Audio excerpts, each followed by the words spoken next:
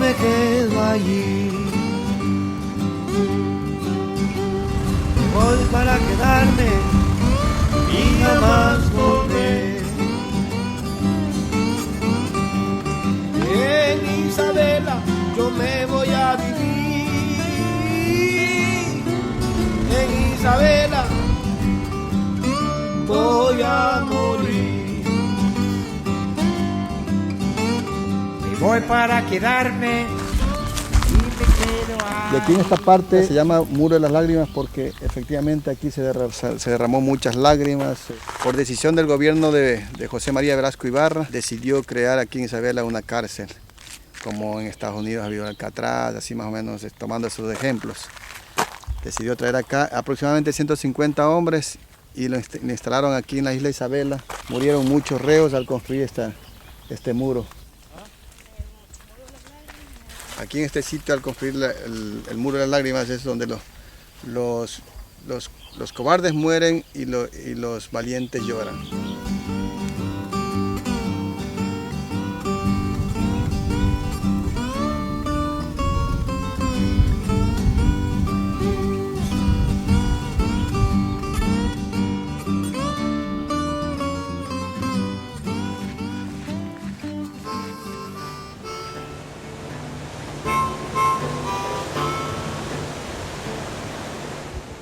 ¿Te gustaría que esta historia de la colonia penal se conozca?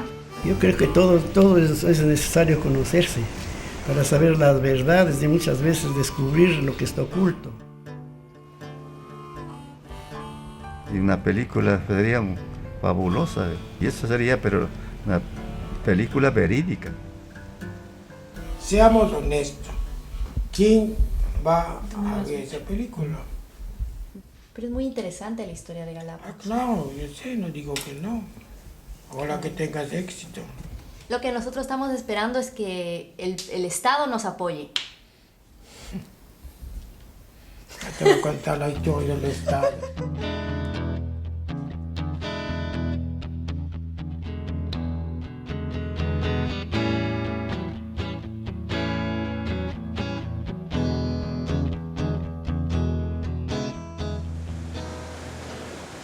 Yo opté por venirme a Galápagos porque era el lugar más lejano y era el lugar donde yo podía irme y no regresar más.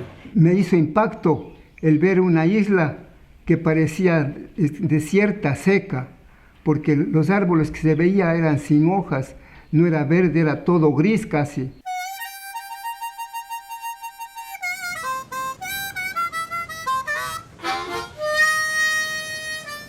Cuando ya llegamos aquí, no lloraba por lo que había sido un varón en la frontera. Y si no lloré en la frontera, peor iba a llorar aquí. Hicimos 8 días de viaje, de Guayaquil acá. Pasamos por Cristóbal, llegamos acá a Isabela. 30 policías,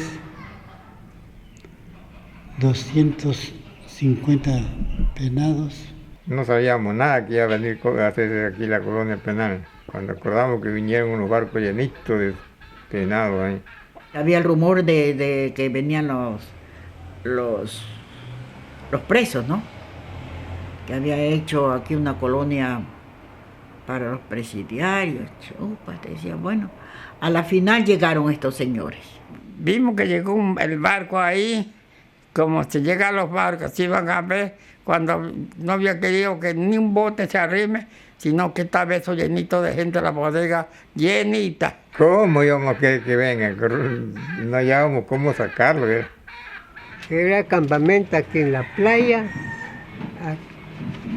aquí en la playa. El campamento de allá en el Porvenir, donde el Muro Lágrimas, y Porvenir el Muro Lágrimas. Y otro era arriba en Santo Tomás, allí, y en Alemania, tan lejos está de ese cerro para atrás. Aquí en Isabela estaba hecho cargo de el control dentro de lo militar, el ejército. Cuando llegaron a la colonia penal, ya los distribuyeron a esta gente. Ay, era una cosa terrible, terrible de verdad. Todos estábamos asustados. Entonces resolvieron el mayor Jaime Durán, capitán, teniente, subteniente y demás personal, mandarme con 70 presos a Alemania, el lugar donde se fue conmigo, con 6 compañeros policías. Los presos no estaban encerrados en un campamento, ni siquiera en el puerto, tampoco en las otras 2 campamentos que había más lejos del puerto. Estaban, como decir, libres. Era los primeros presos que yo llevaba y esos eran los que lo consideraban como más peligroso.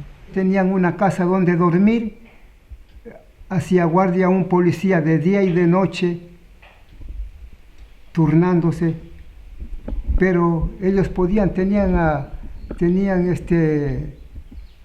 facilidad para ellos salir. Y salían con los machetones envueltos en el brazo y ellos envueltos en un poncho a pedir comida.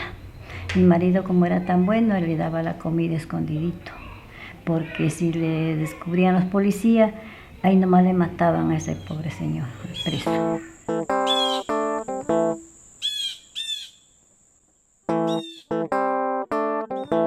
Lo nombró el excelentísimo señor presidente de la República, doctor José María Velasco Ibarra, primer director de la colonia penal a Jaime Durán. Era delgadito y ya le digo, tenía tipo como de gringo, ¿no? Era blanco, era bien blanco. Y todo el tiempo andaba con el bejuco ahí. Él era alto, el mayor Jaime Durán, y cuando él daba un paso yo tenía que dar 2, 3. Él no se hablaba con nadie. Cuando llegaba al barco, como que si era él el comandante del barco, por eso es que el capitán del barco tampoco lo tragaba, y ni la gente dice que le daba sal de caldero, que dice que los calderos esos del barco le sacan eso de que es una sal, que eso le da diarrea y se mueren con diarrea. Yo decía, pero bien cargado, pues, cosa que suba y no va. Él es una buena persona, él un señor a carta cabal. Él estimaba al personal y nunca tuvo problema tampoco con los presos. Siempre me decía, ay, me dice, señora, porque no me digas mi nombre, señora, el día que aquí llegue la colonia penal de mujeres, usted es la primera que va a entrar. Sí, no, eso no creo. Digo, yo primero lo veo preso a usted que yo. Y dice, el Durán dice, yo estaba que sufría, el Navarro, yo estaba que sufría porque usted como contestó. Digo, pero es que si yo no lo estaba insultando, sino le estaba contestando. Si hubiera tenido un arma lo mataba, digo yo, hace tiempo. Había tenido una orden, según conversan el capitán Durán, una orden de que a los presos más peligrosos les vayan eliminando. Entonces ni otra cosa había dicho él, hacerles el muro, y en la construcción del muro, como tenían que cargar piedras, que algunas son grandes y pesadísimas, ponerles al hombro y empezar a hacer el muro.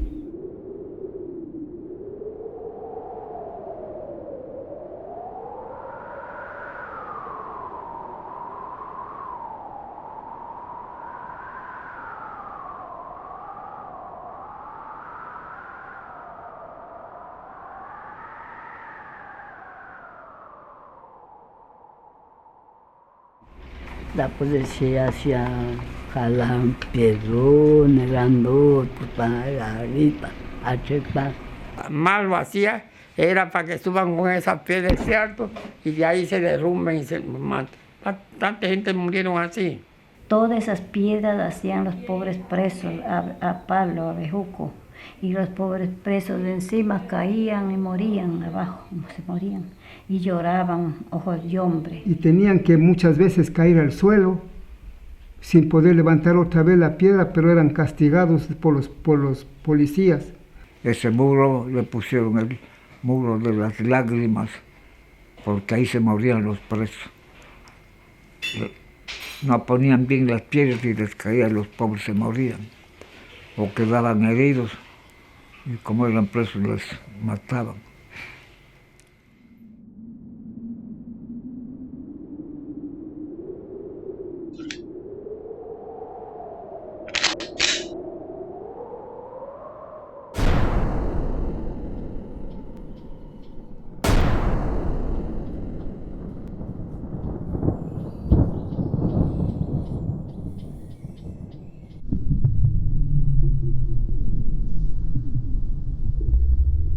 El muro de las lágrimas le mencionan, es porque sencillamente los presos, por su duro trabajo, cargando la piedra, amontonándola para formar ahí el muro,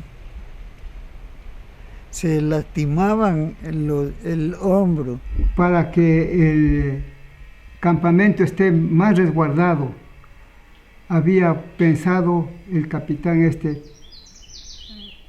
hacer un cerramiento con un muro alto. Era de más o menos, medí 100 metros así, 77 así, no, que era el muro. De unos 2 o 3 metros de ancho y de la altura, así como del alto de la puerta para abajo. En vez de trabajar en agricultura, alguna cosa, como por castigo, nada más. Y decían de que si no avanzaban a salir con la piedra para arriba, que mejor le daban palo y que la garrocita se morían. Eso decían, pero yo no he visto eso. Nadie ha muerto ahí, ni nadie ha azotado a nadie. A los presos se les consideraban como a uno mismo. Pero una roca encima de uno, al principio puede ser nada, pero después de unos días, de una semana o un mes, eso se va convirtiendo en algo terrible que uno no puede soportar.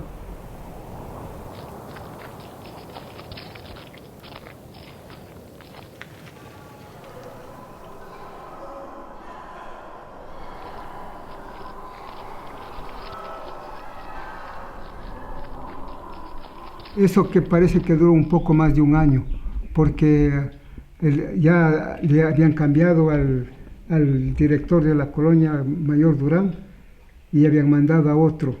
El otro, ya con diferente forma de pensar, había dicho, bueno, aquí no hacen nada, hay que hacerles que hagan algo. En la parte alta hay tierra donde cultivar, hay que llevarlos por allá.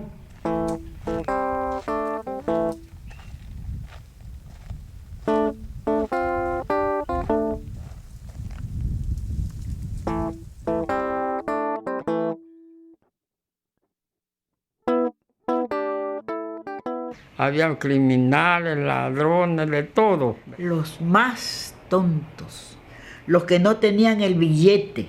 Vinieron de Cuenca, de Loja, de Ambato, vinieron de Saquisilí. Los presos que estaban en Galápagos, o sea, en la colonia penal, no eran todos peligrosos. Los criminales han sido violantes, han sido ladrones, asaltantes, de todo. ¡Caramba!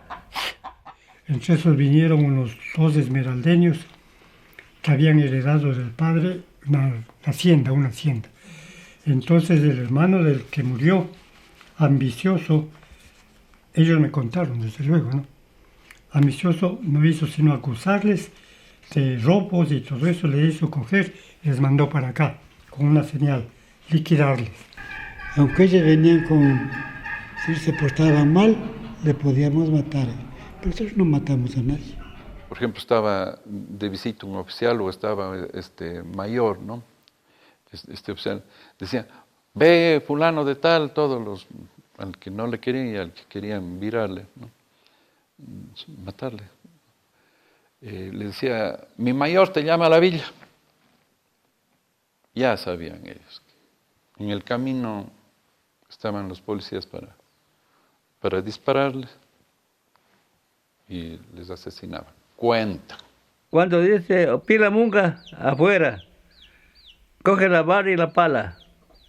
Cogí la vara y la pala, me llevó a una parte que ahora el cementerio, le dicen allí. Y dice, acuéstate aquí, me dice. Y el policía con el fusil que estaba así. Digo, me acosté boca arriba o boca abajo, le dije yo no seré temor porque no he cometido nada. Si ya me muero porque Dios quiere llevarme. Entonces dije, boca arriba. Ahí dijo, cruza las manos. Crucé así las manos y viendo así. Con que vos eres, no. Así hacía. Cuando como que largaba el gatillo, hace ting así. Qué suerte la tuya, dice, no salió el tiro, ya levanta, vámonos. Eso fue lo que me dijo.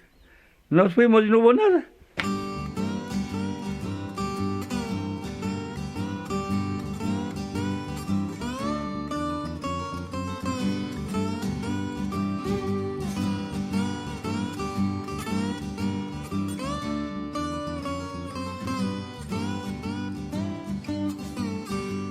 Me voy para Isabela y me quedo allí. Y eso es lo que habían sabido hacer los presos, entretenerles a los policías de una manera u otra. Eso había sido costumbre ya más antes, entretenerles con una cosa, con otra cosa, así especialmente sainetes, canciones. Entonces los penados más inteligentes planificaron hacer una velada por el Día del Penado. Pero no se dieron cuenta los policías de qué se trataba, ¿no? Pensaron solamente un sainete y nada más, pero no pensaban que era la realidad lo que iba a suceder. Cuando oíamos disparos, pero bastante, andaba con mi mami. Le digo, ¿y por qué son esos disparos? No sé, dice, matando los lobos de cero, alcatraces se habían matado. Que oían gritos de arriba, viva la libertad, ya como era Roma, así, se oía de lejos, ¿no? Se han huido, los penados se han alzado. Ellos busquen la casa y se vayan a la casa, porque vaya a pasar algo. A los policías les llevaron amarrados las manos y les encerraron en la enfermería. El sacerdote que había, a toda la gente le había llevado a la iglesia. A toda la gente, para que no se abusen de algunas señoras o de cualquier cosa, pues no. El párroco se había opuesto. Había dicho, si ustedes quieren hacer algo, ha dicho, tienen que pasar primeramente sobre mi cadáver si quieren ustedes hacer alguna cosa aquí. Aquí nadie me entra. Y había tenido en la sotana, había tenido un revólver. Nosotros llegamos como a las 6 de la mañana cuando que veía un poco de gente uniformada, toditos con revólver, carabina, y nos decían, avántate más a la orilla, avántate a la orilla, hijo de tal, avántate a la orilla, hijo de tal, y bala contigo. Ellos se botaron al nado y a cogerse la lancha, y nosotros como traíamos galapaguitos así para la casa, pues nosotros decíamos, nos vienen a registrar y bota el agua, toda la carne, bota el agua, no dejamos nada. Ha llegado un yate de los Estados Unidos, pero yo no sé cómo se han ido, como 3 o 6 presos para la orilla, y han cogido a ese yate y les han obligado que le lleven al Ecuador, pero va a parar por Panamá.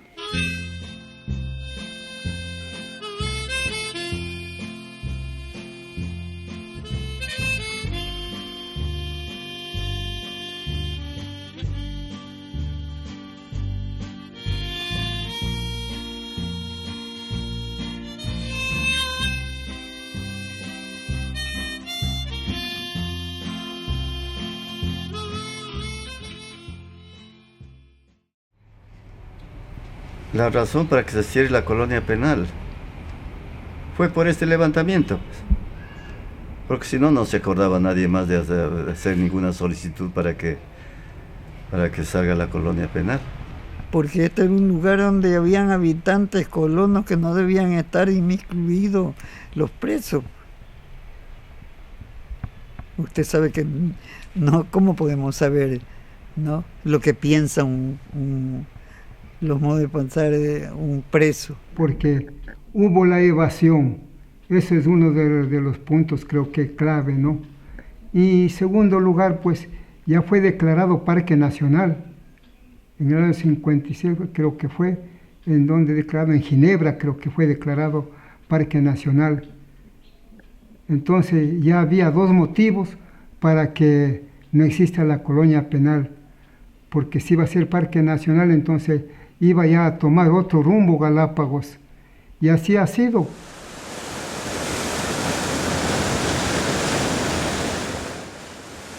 Dime un viejo como nosotros que exista y que conozca algo de Galápagos. Ya no hay ningún viejo aquí. No hay.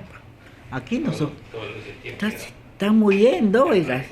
Nosotros estamos estancados todavía. Sí, oiga, ya está. Ya, y si ustedes se demoran un poquito, ya no existen más.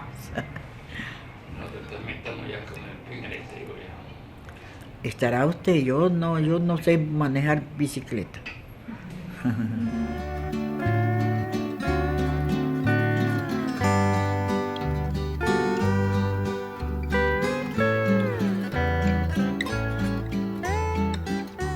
Yo solo quiero ser como esa roca, como aquella que viste tú, que el mar bramando con furor fustiga, o como aquella que el sol en su cenit castiga. Ser una roca de esa que no lo observamos, de la cual nadie tiene interés, ignorada, pisoteada y destrozada. Ser como esa roca que no sirve, a la que nadie pone su ojo encima. Roca sin alma, roca que no vive, roca dura, más dura que la encina, que si no lo ves y lo pisas, te lastima. Roca rocosa formada de basalto, piedra candente de un volcán potente, vomitada y lanzada hasta lo alto, que al caer lanza destello cuando el sol poniente engalana de colores su paisaje agreste. Mas al fin, ¿qué es todo esto? Todo aquello es hermoso y yo lo siento. Caminando en mi vida voy con paso lento y mis palabras que no se los lleve el viento. Pongan mis restos con los ancestros del pueblo frente al mar.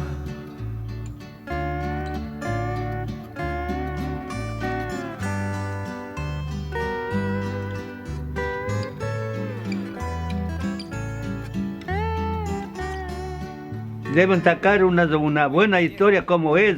Más o menos viene a salir como el pues caramba, ya me olvidé hoy.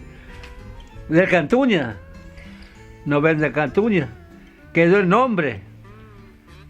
Entonces así va quedando conmigo. No soy Cantuña, soy Pilamunga, pero ya va quedando así. Va a quedar como una leyenda usted. Así. La leyenda de Isabela. Claro, así es. Y siendo ambateño todavía.